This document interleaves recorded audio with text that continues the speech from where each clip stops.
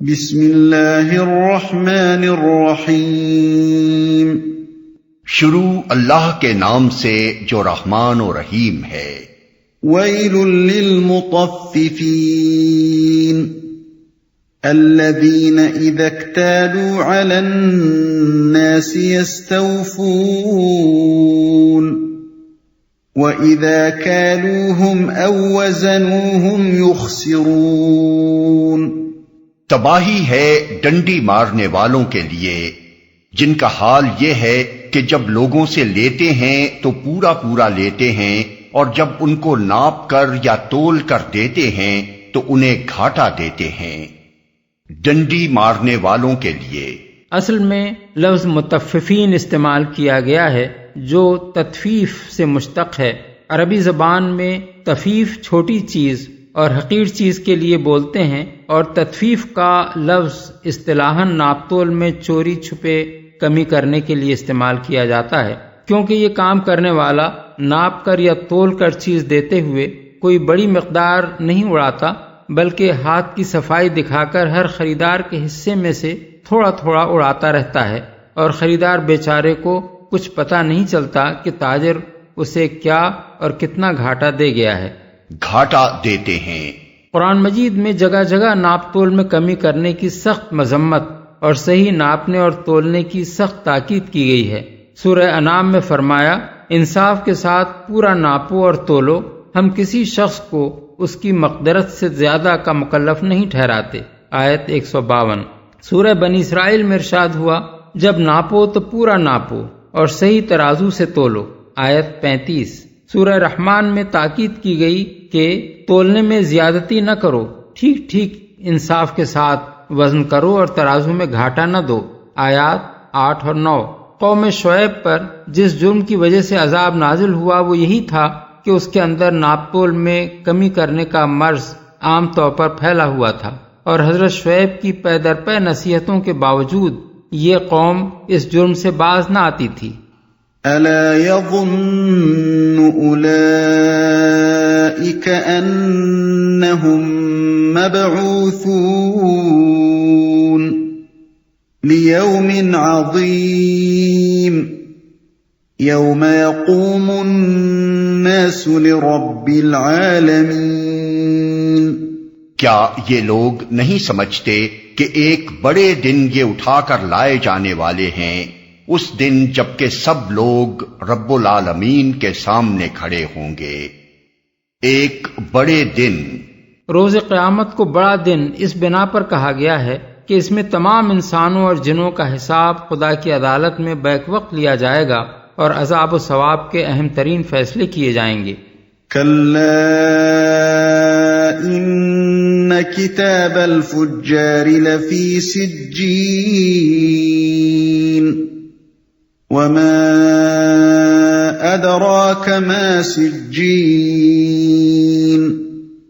کتاب مرقوم ویل یومئذ للمکذبین الذین یکذبون بیوم الدین۔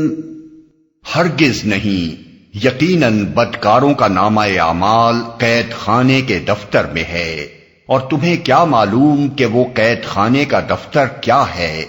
ایک کتاب ہے لکھی ہوئی، تباہی ہے اس روز جھٹلانے والوں کے لیے جو روز جزا کو جھٹلاتے ہیں۔ ہرگز نہیں، یعنی ان لوگوں کا یہ گمان غلط ہے کہ دنیا میں ان جرائم کا ارتکاب کرنے کے بعد یہ یوں ہی چھوٹ جائیں گے اور کبھی ان کو اپنے خدا کے سامنے جواب دہی کے لیے حاضر نہ ہونا پڑے گا۔ دفتر میں ہے۔ اصل میں لفظ سجین استعمال ہوا ہے جو سجن یعنی جیل یا قید خانے سے ماخوذ ہے، اور آگے اس کی جو تشریح کی گئی ہے اس سے معلوم ہو جاتا ہے کہ اس سے مراد وہ رجسٹر ہے جس میں سزا کے مستحق لوگوں کے اعمال نامے درج کیے جا رہے ہیں۔ وَمَا يُكَذِّبُ بِهِ إِلَّا كُلُّ مُعْتَدٍ أَثِيمٍ إِذَا تُتْلَى عَلَيْهِ آيَاتُنَا قَالَ أَسَاطِيرُ الْأَوَّلِينَ۔ كلا بل ران على قلوبهم ما كانوا يكسبون اور اسے نہیں جھٹلاتا مگر ہر وہ شخص جو حد سے گزر جانے والا بد عمل ہے.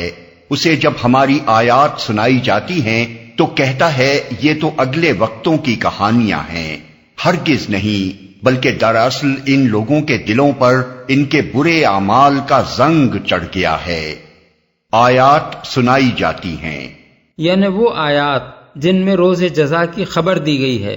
زنگ چڑھ گیا ہے یعنی جزا و سزا کو افسانہ قرار دینے کی کوئی معقول وجہ نہیں ہے، لیکن جس وجہ سے یہ لوگ اسے افسانہ کہتے ہیں وہ یہ ہے کہ جن گناہوں کا یہ ارتکاب کرتے رہے ہیں ان کا زنگ ان کے دلوں پر پوری طرح چڑھ گیا ہے، اس لیے جو بات سراسر معقول ہے وہ ان کو افسانہ نظر آتی ہے. اس زنگ کی تشریح رسول اللہ صلی اللہ علیہ وسلم نے یوں فرمائی ہے کہ بندہ جب کوئی گناہ کرتا ہے تو اس کے دل پر ایک سیاہ نقطہ لگ جاتا ہے. اگر وہ توبہ کر لے تو وہ نقطہ صاف ہو جاتا ہے، لیکن اگر وہ گناہوں کا ارتکاب کرتا ہی چلا جائے تو پورے دل پر وہ چھا جاتا ہے. بحوالہ مسند احمد، ترمذی، نسائی، ابن ماجہ، ابن جریر، حاکم، ابن ابی حاتم، ابن حبان وغیرہ. كلا إنهم عن ربهم يومئذ لمحجوبون ثم إنهم لصالو الجحيم ثم يقال هذا الذي كنتم به تكذبون. ہرگز نہیں، بالیقین اس روز یہ اپنے رب کی دید سے محروم رکھے جائیں گے، پھر یہ جہنم میں جا پڑیں گے، پھر ان سے کہا جائے گا کہ یہ وہی چیز ہے جسے تم جھٹلایا کرتے تھے. محروم رکھے جائیں گے یعنی دیدار الہی کا جو شرف نیک لوگوں کو نصیب ہوگا اس سے یہ لوگ محروم رہیں گے. كلا إن كتاب الأبرار لفي عليين وما أدراك ما عليون كتاب مرقوم يشهده المقربون. ہرگز نہیں، بے شک نیک آدمیوں کا نامہ اعمال بلند پایا لوگوں کے دفتر میں ہے، اور تمہیں کیا خبر کہ کیا ہے وہ بلند پایا لوگوں کا دفتر؟ ایک لکھی ہوئی کتاب ہے جس کی نگہداشت مقرب فرشتے کرتے ہیں. ہرگز نہیں، یعنی ان لوگوں کا یہ خیال غلط ہے کہ کوئی جزا و سزا واقع ہونے والی نہیں ہے. ان الابرار لفی نعیم على الارائك ينظرون تعرف في وجوههم نظرة النعیم. بے شک نیک لوگ بڑے مزے میں ہوں گے، اونچی مسندوں پر بیٹھے نظارے کر رہے ہوں گے، ان کے چہروں پر تم خوشحالی کی رونق محسوس کرو گے. یسقون من رحیق مختوم ختامه مسک وفی ذلك فلیتنافس المتنافسون. ان کو نفیس ترین سربند شراب پلائی جائے گی جس پر مشک کی مہر لگی ہوگی. جو لوگ دوسروں پر بازی لے جانا چاہتے ہوں وہ اس چیز کو حاصل کرنے میں بازی لے جانے کی کوشش کریں. مہر لگی ہوگی. اصل الفاظ ہیں ختامہ مسک.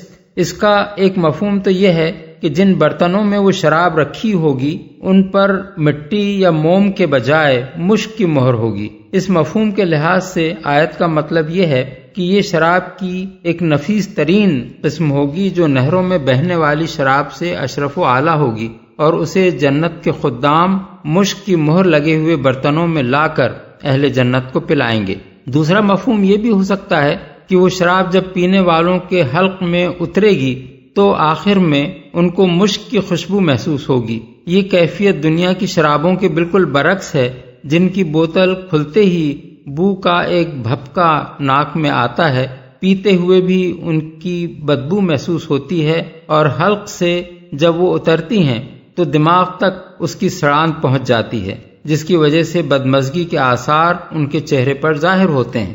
وَمِزَاجُهُ مِن تَسْنِيمٍ عَيْنًا يَشْرَبُ بِهَا الْمُقَرَّبُونَ، اس شراب میں تسنیم کی آمیزش ہوگی، یہ ایک چشمہ ہے جس کے پانی کے ساتھ مقرب لوگ شراب پئیں گے۔ تسنیم کے معنی بلندی کے ہیں، اور کسی چشمے کو تسنیم کہنے کا مطلب یہ ہے کہ وہ بلندی سے بہتا ہوا نیچے آ رہا ہو۔ ان الذين اجرموا كانوا من الذين آمنوا يضحكون وَإِذَا مَرُّوا بِهِمْ يَتَغَامَزُونَ وَإِذَا انقَلَبُوا إِلَىٰ أَهْلِهِمُ انقَلَبُوا فَكِهِينَ وَإِذَا رَأَوْهُمْ قَالُوا إِنَّ هَٰؤُلَاءِ لَضَالُّونَ وَمَا أُرْسِلُوا عَلَيْهِمْ حَافِظِينَ۔ مجرم لوگ دنیا میں ایمان لانے والوں کا مذاق اڑاتے تھے، جب ان کے پاس سے گزرتے تو آنکھیں مار مار کر ان کی طرف اشارے کرتے تھے، اپنے گھروں کی طرف پلٹتے تو مزے لیتے ہوئے پلٹتے تھے، اور جب انہیں دیکھتے تو کہتے تھے کہ یہ بہکے ہوئے لوگ ہیں، حالانکہ وہ ان پر نگراں بنا کر نہیں بھیجے گئے تھے۔ پلٹتے تھے یعنی یہ سوچتے ہوئے پلٹتے تھے کہ آج تو مزہ آ گیا، میں نے فلاں مسلمان کا مذاق اڑا کر اور اس پر آوازیں اور پھپتیاں کس کر خوب لطف اٹھایا، اور لوگوں میں بھی اس کی اچھی گت بنی۔ بہکے ہوئے لوگ ہیں یعنی ان کی عقل ماری گئی ہے، اپنے آپ کو دنیا کے فائدوں اور لذتوں سے صرف اس لیے محروم کر لیا ہے، اور ہر طرح کے خطرات اور مصائب صرف اس لیے مول لے لیے ہیں کہ محمد صلی اللہ علیہ وسلم نے انہیں آخرت اور جنت اور دوزخ کے چکر میں ڈال دیا ہے۔ جو کچھ حاضر ہے اسے اس موہوم امید پر چھوڑ رہے ہیں کہ موت کے بعد کسی جنت کے ملنے کا ان سے وعدہ کیا گیا ہے، اور جو تکلیفیں آج پہنچ رہی ہیں انہیں اس خیال خام کی بنا پر انگیز کر رہے ہیں کہ دوسری دنیا میں کوئی جہنم ہوگی جس کے عذاب سے انہیں ڈرایا گیا ہے۔ نگراں بنا کر نہیں بھیجے گئے تھے۔ اس مختصر سے فقرے میں ان مذاق اڑانے والوں کو بڑی سبق آموز تنبیہ کی گئی ہے۔ مطلب یہ ہے کہ بالفرض وہ سب کچھ غلط ہے جس پر مسلمان ایمان لائے ہیں، لیکن وہ تمہارا تو کچھ نہیں بگاڑ رہے ہیں۔ جس چیز کو انہوں نے حق سمجھا ہے اس کے مطابق وہ اپنی جگہ خود ہی ایک خاص اخلاقی رویہ اختیار کر رہے ہیں۔ اب کیا خدا نے تمہیں کوئی فوجدار بنا کر بھیجا ہے کہ جو تمہیں نہیں چھیڑ رہا ہے اس کو تم چھیڑو، اور جو تمہیں کوئی تکلیف نہیں دے رہا ہے اسے تم خامخواہ تکلیف دو۔ فَالْيَوْمَ الَّذِينَ آمَنُوا مِنَ الْكُفَّارِ يَضْحَكُونَ عَلَى الْأَرَائِكِ يَنظُرُونَ هَلْ ثُوِّبَ الْكُفَّارُ مَا كَانُوا يَفْعَلُونَ۔ آج ایمان لانے والے کفار پر ہنس رہے ہیں، مسندوں پر بیٹھے ہوئے ان کا حال دیکھ رہے ہیں، مل گیا نا کافروں کو ان حرکتوں کا ثواب جو وہ کیا کرتے تھے۔ اس فقرے میں ایک لطیف طنز ہے، چونکہ وہ کفار کار ثواب سمجھ کر مومنوں کو تنگ کرتے تھے، اس لیے فرمایا گیا کہ آخرت میں مومن جنت میں مزے سے بیٹھے ہوئے جہنم میں جلنے والے ان کافروں کا حال دیکھیں گے اور اپنے دلوں میں کہیں گے کہ خوب ثواب انہیں ان کے اعمال کا مل گیا۔